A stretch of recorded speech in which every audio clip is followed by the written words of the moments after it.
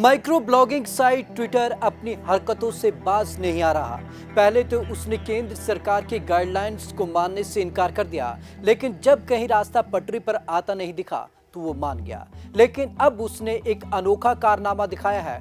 उसने भारत के उपराष्ट्रपति वेंकैया नायडू के ट्विटर अकाउंट को अनवेरिफाइड बताया है, और जब ये पूरा मामला उठा तो उसके बाद उसने फौरन अपनी गलती सुधार ली। चलिए आपको खास रिपोर्ट में दिखाते हैं कि आखिरकार ट्विटर अपनी हरकतों से बाज क्यों नहीं आ रहा। माइक्रो ब्लॉगिंग साइट ट्विटर की ओर से उपराष्ट्रपति समेत अन्य आरएसएस नेताओं के निजी हैंडल को अनवेरिफाइड करने और ब्लू टिक हटाने के बड़े विवाद के बाद कंपनी ने फिर से सेवाएं बहाल कर दी हैं।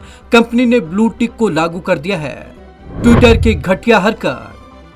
दरअसल ट्विटर ने उपराष्ट्रपति एम वेंकैया नायडू के ट्विटर अकाउंट को अनवेरिफाइड कर उससे ब्लू टिक हटा दिया था। इतना ही नहीं, राष्ट्रीय स्वयंसेवक संघ के शीर्ष अधिकारियों के निजी हैंडल को भी अनवेरिफाइड कर दिया था। इस खबर को लेकर लोगों ने कंपनी के खिलाफ नाराजगी जाहिर की थी। यूजर्स ने कहा यह लोकतंत्र पर हमला है। इसके बाद कंपनी ने 10 घंटे के भीतर ही फिर से वही सेवा बहाल कर दी।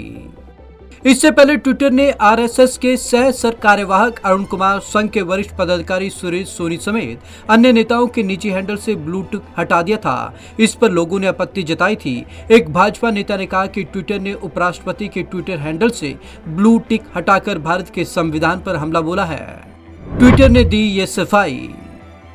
सोशल मीडिया प्लेटफॉर्म ट्विटर के अनुसार उपराष्ट्रपति वेंकैया नायडू के पर्सनल ट्विटर अकाउंट से ब्लू टिक बैज अकाउंट के इनएक्टिव होने की वजह से हटाया गया था। उनका अकाउंट जुलाई 2020 से इनएक्टिव था। हालांकि कुछ ट्विटर यूजर ने ऐसे स्क्रीनशॉट शेयर किए जिनमें अकाउंट के ब्लू टिक बैज 1 साल से ज्यादा समय से इनएक्टिव होने के बावजूद नहीं हटाया गया। किन परिस्थितियों में हटता है ब्लू टिक? ट्विटर की शर्तों के मुताबिक यदि कोई यूजर अपने हैंडल का नाम बदलता है या किसी का अकाउंट डेड और अधूरा हो जाता है। इसके अलावा यूजर शुरू में जिस नाम से अपना अकाउंट बनाया था उस दौरान कंपनी की ओर से सत्यापित किया जाता है, लेकिन काफी समय बाद तक वह चालू नहीं रहता, तो उस स्थिति में कंपनी उसे अनवेरिफाइड कर देती है। इसके अलावा ट्विटर अकाउंट से ब्लू टिक बैज तब भी हटाया जा सकता है जब कोई बार बार ट्विटर के नियमों का उल्लंघन करता है। इसमें हिंसा के लिए उकसाना, गाली देना, हिंसा के लिए ग्लोरीफाई करना, फेक न्यूज फैलाना और संप्रभुता को नुकसान पहुंचाना आदि शामिल हैं। ब्लू टिक पर ट्विटर की पॉलिसी। ट्विटर की पॉलिसी के मुताबिक ट्विटर कभी भी किसी भी शख्स का ब्लू टिक बैज हटा सकता है। ट्विटर शख्स की पोजीशन के बारे में ध्यान नहीं देता है। ब्लू टिक बैज से पता चलता है कि अकाउंट वेरीफाइड है और समाज के लिए वह महत्वपूर्ण शख्स का अकाउंट है। ट्विटर पर 6 प्रकार के अकाउंट मौजूद।